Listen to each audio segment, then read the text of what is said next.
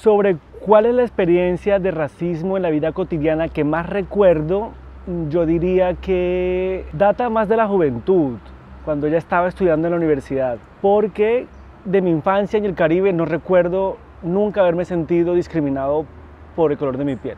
Pero cuando me fui a estudiar a Bogotá, ahí sí me di cuenta y la sociedad se encargó sistemáticamente de recordarme que era distinto y me trataba entonces de manera distinta. Particularmente recuerdo dos situaciones.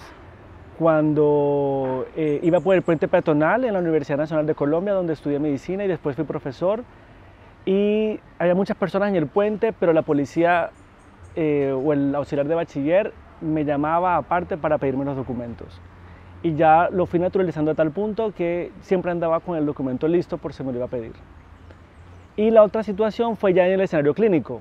Una paciente, yo tuve que salir del consultorio y la escuché cuando le decía al auxiliar que ella prefería que la atendiera a otra persona, que si había otros médicos que la pudiesen atender ese día. Esas dos son las que más recuerdo. Yo recuerdo una experiencia de racismo que viví aquí en Cali. Normalmente yo he vivido varias experiencias de racismo, pero la que más recuerdo es una que viví aquí en Cali en la Facultad de Salud. Una vez yo necesitaba llenar un termo de café, ¿cierto?, para atender a unos estudiantes, y me fui a la cafetería a comprar el café, ¿cierto?, a que me llenaran el termo de café. Y no sabía cómo abrir el termo, porque era un termo de esos complejos que no sabía cómo yo lidiar con ese termo. Y la señorita que vendía en la cafetería, una mujer muy joven, negra también como yo, ella muy juiciosa va y me dice, venga, yo le ayudo. Porque cuando yo empecé a trabajar aquí también, a mí me costó mucho trabajo abrir este termo y de pronto la van a regañar, ¿cierto? Entonces yo dije, ella pensó también que yo iba a trabajar con ella en la cafetería, ¿cierto? No me reconoció como una profesora, sino que inmediatamente asumió, imagino que por mi condición de negra, de mujer negra, que iba también a trabajar en el servicio, en los servicios, digamos, de la Facultad de Salud. Ese es uno de los casos que más recuerdo.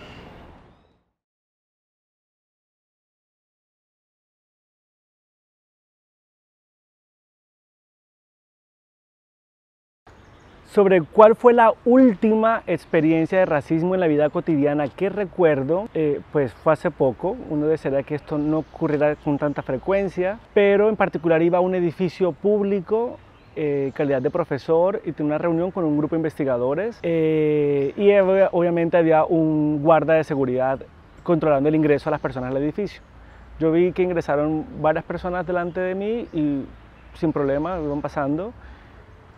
Cuando ya yo iba a pasar, el señor me detiene, me dice que requiere revisar el maletín para poder verificar si llevo alguna herramienta de construcción o alguna herramienta de la obra en la que estaban ocupados en ese momento en el edificio. En un momento yo quedé en silencio y pensé, en el imaginario de este señor, de esta persona que está haciendo su trabajo, siguiendo unas instrucciones, la única posibilidad de que un hombre joven negro estuviese entrando a ese edificio era que estuviese trabajando como albañil o en la construcción de ese edificio. No entré a explicarle nada, pero sí me dejó pensando todo el día.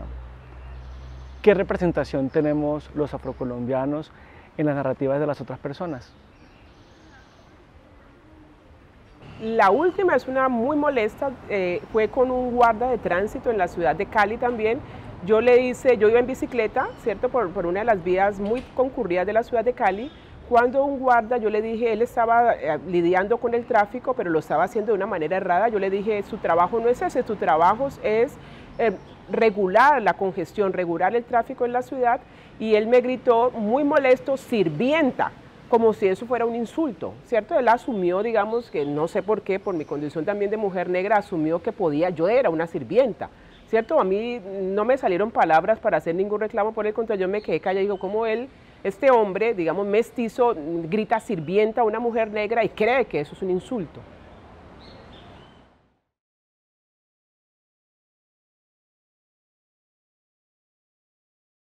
Cuando uno va a iniciar una investigación y quiere asumir una posición coherente con su experiencia de vida, entonces tiene que ser consciente que se requieren unos marcos teóricos y unos métodos diferentes. Entonces, particularmente en el área que trabajamos, que busca explorar la relación entre las inequidades de salud que se pueden explicar por las diferencias entre la intersección de sexo, roles de género y la pertenencia étnico-racial, hay un asunto que es frecuente y es la explicación como punto común de la posición socioeconómica. Entonces, de entrada tenemos algo que superar, y es que muchas investigaciones habitualmente tienden a explicar solamente por la posición socioeconómica las inequidades. Pero nos tuvimos que poner a buscar cuál era el aporte de la intersección de tener las dos cosas, tener una situación de desventaja socioeconómica y pertenecer a un grupo étnico minoritario. En ese sentido, entonces tuvimos que comenzar a buscar unos aportes teóricos de otras disciplinas. Hay un artículo que recomendamos mucho y que nos sirvió bastante a nosotros para orientar la investigación. Es publicado en 2011 por Vincent Laurent y Raj Bhopal, y ambos escriben un texto que hace una visita a una teoría sociológica de la permanente desigualdad o de la desigualdad duradera y cómo se podría aplicar esa teoría para explicar las inequidades en salud. Entonces, totalmente recomendado ese texto porque le ofrece a uno unas perspectivas y unas categorías claves para no solamente planear la investigación, sino también orientar el análisis estadístico. Basados en el trabajo histórico de Charles Tilly y la teoría sobre la desigualdad duradera, Raj Bhopal y Vincent Laurent lo que hacen es traer esa teoría, visitarla nuevamente para tratar de explicar la inequidad en salud.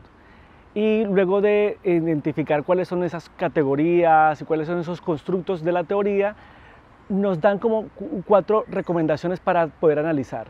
Uno es precisamente responder sobre cuáles son esas categorías que utilizamos para clasificar a los individuos que pertenecen a diferentes grupos étnicos.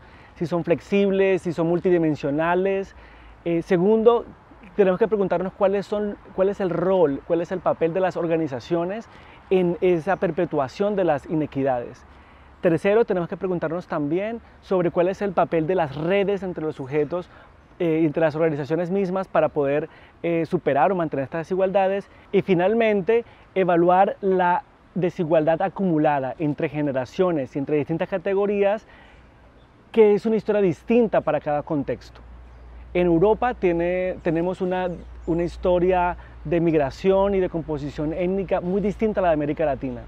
Por esa razón, si bien utilizamos este aporte teórico de Raj Bhopal y colaboradores como una guía, sentimos la necesidad de avanzar e identificar cuáles son las particularidades para abordar esta temática en el contexto latinoamericano. Yo trabajo en el área de salud pública en un campo muy específico que es la movilidad urbana. En términos de retos teóricos y metodológicos, yo creo que la mayor dificultad que tenemos es en el arsenal de teorías existentes sobre racismo, ¿cierto? Sobre discriminación, racismo, estigma. Como investigadores, lo que nos corresponde a nosotros es hacer una muy buena selección de esa perspectiva teórica o aproximación teórica que nos permita a nosotros comprender mejor el fenómeno de las inequidades raciales o las desigualdades raciales en contextos urbanos. Digamos que ese es el reto. Usted tiene allí un conjunto de teorías, una amalgama de teorías, ¿cierto? La tarea nuestra es escoger muy bien, digamos, qué es lo que yo quiero ver y qué teoría, qué perspectiva teórica, qué aproximación teórica me permite a mí ver lo que yo quiero ver. Y en términos ya más, digamos, más instrumentales, más metodológicos, la preocupación no es suficiente quedarnos mirando esto como si esto fuera una variable, es decir, que la gente marque una casilla y diga, mire, yo soy negra, yo soy mestizo, yo soy indígena, no es suficiente. Creo que necesitamos otros instrumentos, otras metodologías que nos permitan comprender las dinámicas, los procesos que hacen que las inequidades raciales persistan e incluso se reproduzcan. Hay aproximaciones teóricas o perspectivas teóricas para asumir o trabajar sobre el tema de la raza y el racismo.